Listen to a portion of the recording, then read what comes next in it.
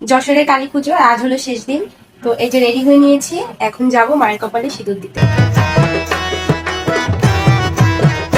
একবার নাচো নাচো গো শ্যামা নাচো এমন করে একবার নাচো মা।